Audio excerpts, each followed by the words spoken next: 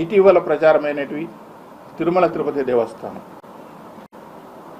సున్నితమైన అంశం అయినప్పటికీ ఒక పాలక మండలి సభ్యుడిగా పనిచేసిన నా అనుభవం వీటన్ని దృష్టిలో పెట్టుకుని కొన్ని విషయాలు కూడా చెప్పాల్సిన అవసరం ఉంది.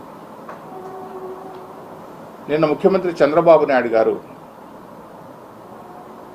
గతంలో లడ్డు నాణ్యత బాగా తగ్గింది. లడ్డు నాణ్యత తగ్గడానికి ముఖ్యమైన కారణం నెయ్యి. ఆ నెయ్యి ఏ నెయ్యి అయితే వాడాలో స్వచ్ఛమైన ఆవు నెయ్యిని మాత్రమే ప్రసాదాల తయారీకి ఉపయోగించాలి అనే దిట్టంలో ఉంది, శాస్త్రంలో ఉంది, అరిటీడీలో ఉంది. ఆ అనువాయితీని పక్కన పెట్టి జంతువుల నెయ్యితో లడ్డు ప్రసాదాలు తయారు చేశాడని ఒక స్టేట్మెంట్ ఇచ్చింది.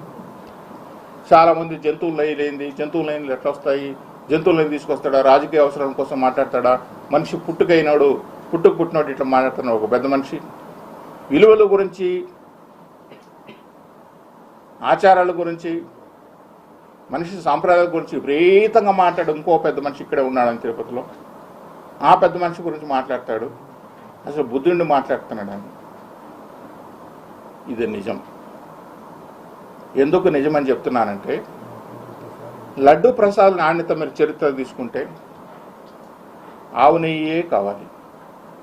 ఆవు నెయ్యి తయారు చేయగలిగే సంస్థలు ఈ భారతదేశంలో ఎక్కడున్నాయి అంటే, ఒకటి కర్ణాటక, రెండు తమిళనాడుకు సంబంధించిన ఆవు నెయ్యి ఈరోడు ప్రాంతంలో మాత్రం ఆవు నెయ్యి దొరుకుతుంది. మూడు ఆంధ్రప్రదేశ్లో సంబంధించినంత వరకు ఒకప్పుడు చిత్తూరు డైరీ పల్మనరీ బెల్ట్ ఆవు నెయ్యి కాబట్టి అక్కడ దొరికేది. చిత్తూరు డైరీ మూసిపోయిన తర్వాత విశాఖపట్నంలో ఆవు నెయ్యి బెల్ట్ కొంచెం దొరుకుతుంది. ఈ మూడు వదిలేస్తే పంజాబ్లో దొరుకుతుంది ఆవు నెయ్యి. ఈ నాలుగు ప్రాంతాల తప్ప భారతదేశంలో ఆవు నెయ్యి దొరికే ప్రదేశం లేదు. కానీ పంజాబ్ ఎందుకు రావట్లేదంటే, పంజాబ్ నుంచి ఇక్కడ ట్యాంకర్ వచ్చి తిరిగి ట్యాంకర్ వాపస్ అక్కడికి వెళ్ళి పోవడానికి లాజిస్టిక్స్ వర్కౌట్ గారు పంజాబ్ రావట్లేదు. ఇంకా ఈరోడు విశాఖపట్నం ఉండే ప్రాంతంలో వాళ్ళ దగ్గర ఆవు నెయ్యి కొంచెం ఉన్నా తిరుమల తిరుపతి దేవస్థానానికి సంబంధించినంత క్వాంటిటీ సప్లై చేయలేరు కాబట్టి వాళ్ళు కూడా ముందుకు వెళ్ళకపోయిన సందర్భం ఎక్కడ విశాఖపట్నం కానీ ఈరోడు కానీ. ఇంకా ఉండేది పుష్కలంగా ఆవు నెయ్యి దొరికే ఏకైక సంస్థ ఏదైనా ఉందంటే కర్ణాటక కోఆపరేటివ్ మిల్క్ ఫెడరేషన్. అది ప్రభుత్వ సంస్థ. దానికి ఎండీ కూడా ఐఏఎస్ ఆఫీసర్ ఉంటాడు, గవర్నమెంట్. చాలా ఏళ్ల పాటు వాళ్ళ దగ్గర నుంచి నెయ్యి కొంటాం. నెయ్యి శ్రేష్టత, ఎందుకంటే గవర్నమెంట్ సంస్థ కాబట్టి వాళ్ళు కూడా అన్ని టెస్టులు చేసి పంపించడం జరుగుతుంది. దురదృష్టవశాత్తు ధర్మారెడ్డి ఒక పెద్ద మనిషి వచ్చిన తర్వాత, అధికారి వచ్చిన తర్వాత, ఆయనకున్న పైరవీలతోనూ ఆయనకున్న పరిచయాలతోనూ ఆయనకు కావాల్సిన మనుషులకు కట్టపెట్టడం కోసం ఏం చేశారంటే, టెండర్ ప్రొసీజర్లో కూడా ఏముంటుందంటే, ఆవు నెయ్యి సప్లై చేసే వాళ్ళకి రోజుకి ఇన్ని లక్షల మీటర్లు ఆవు పాలు తీసుకొచ్చి ప్రాసెస్ చేసే ఒక వ్యవస్థ ఉండాలి. అంత వ్యవస్థ తయారు చేసి బటర్ వెన్న తయారు చేసే అవకాశం ఉండాలి.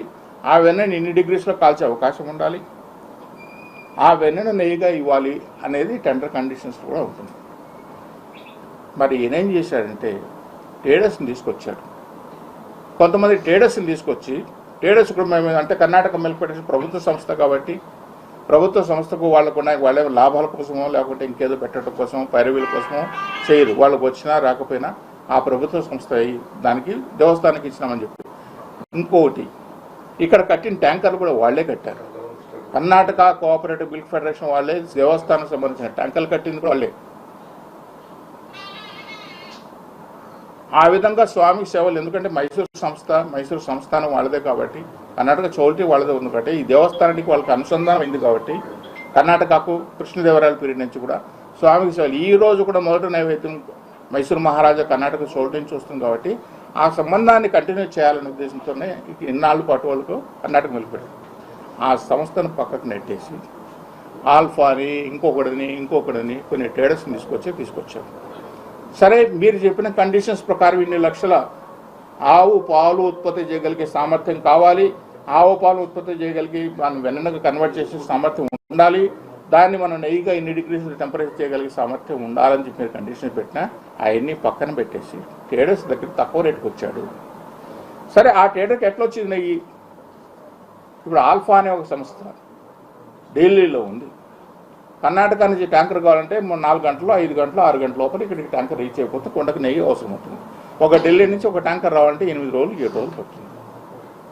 మరి ఆల్ఫా సంస్థకు ఇంత నెయ్యి ఎక్కడి నుంచి వచ్చిందంటే విదేశాల నుంచి బటర్ ఆయిల్ ఇంపోర్ట్ చేసుకునేవాళ్ళు. బటర్ ఆయిల్ అంటే నెయ్యి కంటే ముందు తయారు చేసే ముందు మనం ఇంతకుముందు మీకు చెప్పినట్లు వెన్న.